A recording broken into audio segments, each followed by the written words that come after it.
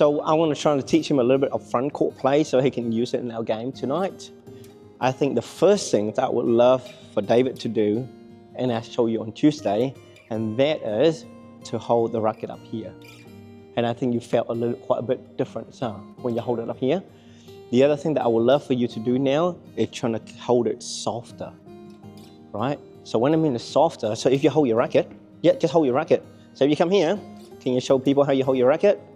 So what is the problem or what I don't like about that?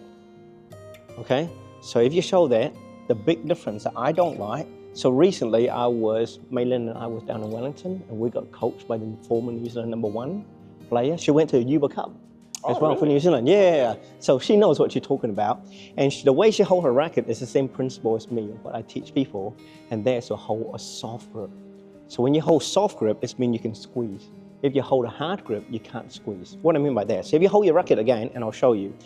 So as you can see here, this racket, the butt of this racket sits against the palm here. Does it make sense? And if you watch here, there's no gap in that space there at all. Which means now, for you to hit anything, you're going to use a lot of your wrist instead of your finger. Does it make sense? So now, what I want you trying to do, so instead of, and a lot of time, the grip is a starting point before you do everything else, right? So instead of having that grip where it sits against here, so what I want you to do is have your hand like this. So take the racket out on your left hand, right? And just have your hand like this. So curl those fingers, right? So now instead of having your racket sit against here, right? I want now the racket, curl the finger again. I want now this racket to sit in there. Okay, so if you watch me, so instead of having the racket here and hold like this, which is what you were doing before, now you're going to sit on here, and now you're going to hold on the fingers, right? And now you're going to hold like this. So as you can see now, suddenly, this butt is not touching, the racket is not touching here anymore. And you can see gaps in here. And this is how when you come up, you see when I get ready, I have a huge amount of gap here that I can just squeeze. While before, there's no way you could have squeezed. Does it make sense? Right? So you try that. So that's going to take you a little while to get used to. So in your V grip again, so just curl it like this. So now just hold your V, so your thumb still go over your third finger. Yep. So nice and soft. That's it. There you go. And really nice and soft. So now if you bring your hand up and down, this racket should just wobble. Don't let go of your finger. Don't let go of your finger. It's just nice and wobble. Okay? Right? So now what I want you to do is just squeeze the finger and you should feel chop. No, you're using your wrist. I want you to look. So from here, just squeeze. Does it make sense? Let it go and squeeze. Yeah. Stop wobbling, right? Yes. See, so I can tell you haven't done squeezing a lot. But can you feel the difference? Mine, I have the same problem, right? So start again. You have to stay in the V grip first. So start in your V grip. Your V grip is correct. Okay? No. Your thumb go over the third, right? Yes, exactly. So what I want you to feel is, can you do it with 3 fingers? No. Okay, start with 2 fingers first. Index and thumb. No. Third fingers and thumb. Third finger and thumb. No, the thumb still go over the third finger like this, right? Okay, so even with these 2 fingers, so you should able to, even with these 2 fingers, you should able to chop. Exactly. Yes? Can I have a look? Yeah, but I want your thumb to come down here. That's it, there you go. Yeah, squeeze your finger. Exactly. You see that? Yes? So when you let it go, stop. When you let it go, I don't want this finger to release. You're still curling. You just relax the curl. Right? See, I don't want that third finger to go out. Does it make sense? It's still curl the whole time. You just let it go and then squeeze. Yes. And you just learn to squeeze harder. But don't lose that third finger. Yes?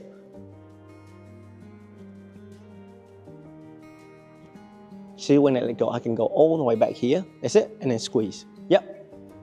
There you go. See, you can hear the sound, right? And that's only come with 2 fingers, right? So now you're going to bring the third finger, the index finger up here. So it's still going to bring up. Yeah. Sorry. The thumb and the third finger is still there. Now the index finger is coming up and hooking around, and now from there, just squeeze. So now your index finger will push the racket forward while your third finger pull the racket back. There you go. Yes. There you go. I can see this moving forward now. Yep. That's it. There you go. There you go. Right? There you go. It's not that easy. Not as easy as you see. But the whole principle of this is that you're using finger power, right? And the reason why you want finger power is when the shuttle, especially when they come up to about here, so rather than trying to squeeze the whole hand down, you're able to use the finger power and just go. Does it make sense? So my hand is still up here.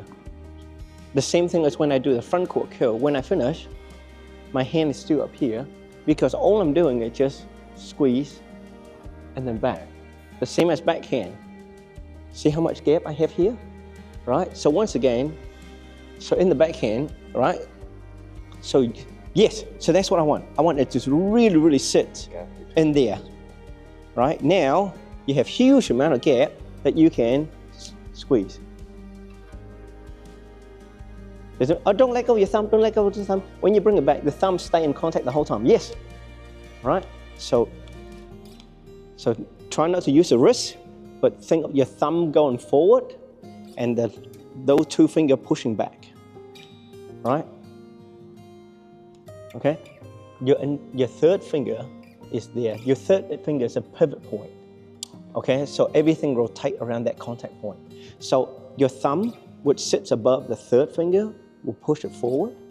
Yes, so if you just use two fingers, once again, third finger and the thumb, let go of your index. Let go of your index. You know, your thumb is up here, your thumb is still up here, right? So now you can let it go and squeeze, right? Now if you bring your two bottom finger down, you're gonna pull them backwards. Does that make sense? So then you got two forces. The thumb will push the racket forward and these two fingers will pull the racket back. So that's how you're getting double the amount of force working in one direction, or I should say in opposite direction to push the racket forward. See, now you got heaps of gap. More flexibility. Okay, Yeah. so one other thing that I want you to notice, if you have in this gap here, right, which I'm hoping this hand should be nice and soft. See, this is still too hard, right? So the softer the grip, see my hand is really soft, which is what you want. It's when you hold like this, that's when your arm tense up. Which is, see how tense that is? That down here? You gotta learn to relax. Really soft hand. See, that's a little bit better. Okay, right? Remember, when you have tense grip, you have tense body. And when you have tense body, that's when a lot of mistakes will happen, right? So everything has to start with a soft grip, especially when you play front court. So this is soft grip. Even back here, if you want to drive, soft grip. Look how much space you have. Now you just come here and squeeze. Right, so if you pull and squeeze. Yep, good. So just bring your hand back, pull and squeeze. Pull and squeeze, yep. Yep. Can you feel the racket bounce? Can you feel it bounce? And that's because you go from soft to hard and release. So remember, after you squeeze, let it go. Because the shot's finished. You don't have to hold on anymore, right? So just hit, relax here, hit, relax, hit, relax, hit, relax.